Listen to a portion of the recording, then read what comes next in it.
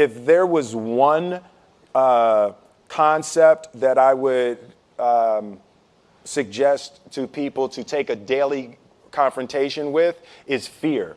The problem with fear is that it lies, right? So fear tells you, hey, you know, if you say that to that girl, she's gonna know she has you, you know, and she'll never really be attracted to you if she knows how much you attracted to her.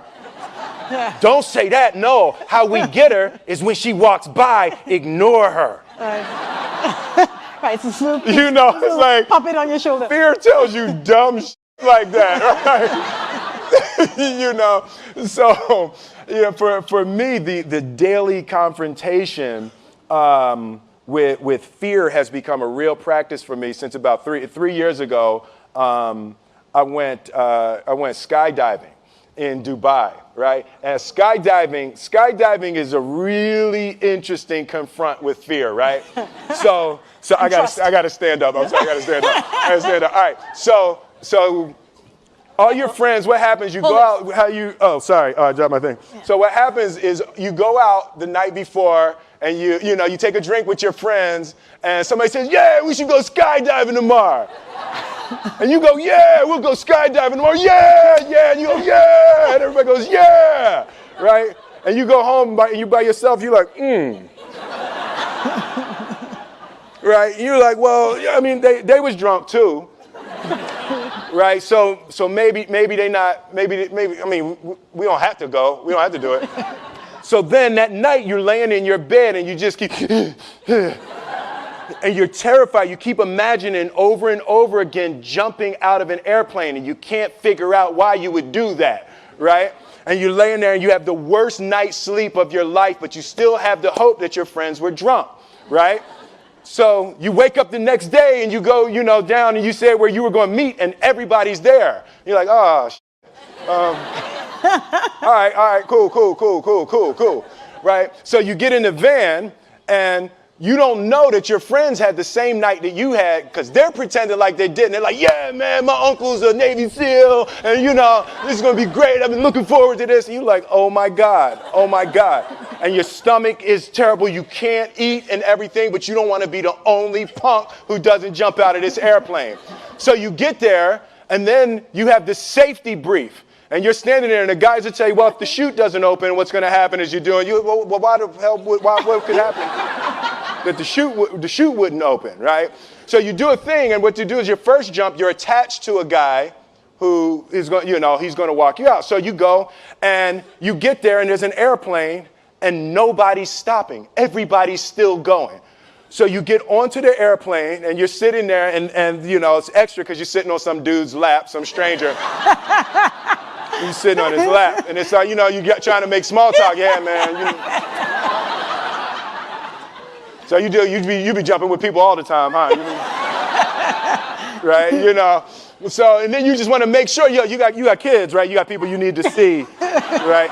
You just want to make sure he's serious, right? So you get in there, so everything's normal. So you fly and you go up to 14,000 feet, and you notice there's a light. It's red, and it's yellow and green, right? So right now the light's red. So then you start thinking at some point the light's going to go green, but you don't know what's going to happen, right? And you wait, and it goes yellow, and the light goes green, and somebody opens the door, and in that moment you realize you've never been in a freaking airplane with the door open. Right? Terror. Oh, sorry, I'm spitting. Oh, sorry. No, terror. Right? So you go, and then, if you were smart, you sat in the back so you don't go first, right? And then people start going out of the airplane. And you go, and the guy walks you up to the end of the thing, and you're standing, and your toes are on the edge, and you're looking out down to death. And they say, on 3. And they say, 1, 2, and he pushes you on 2 because people grab on 3, right? Right? And you go,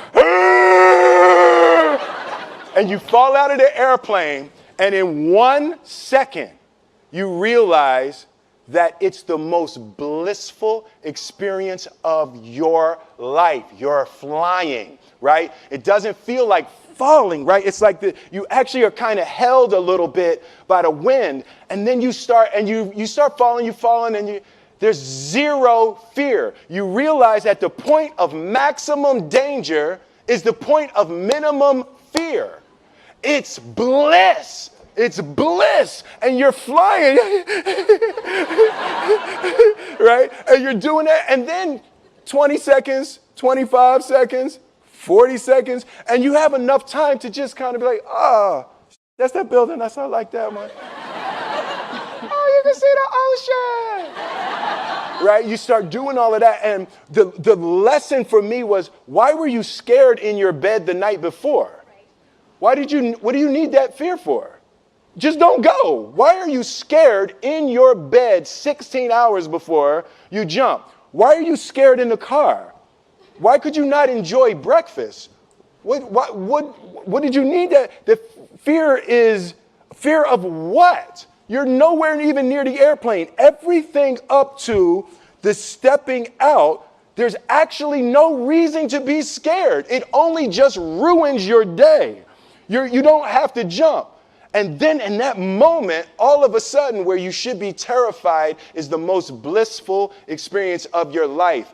And God placed the best things in life on the other side of terror. On the other side of your maximum fear are all of the best things in life.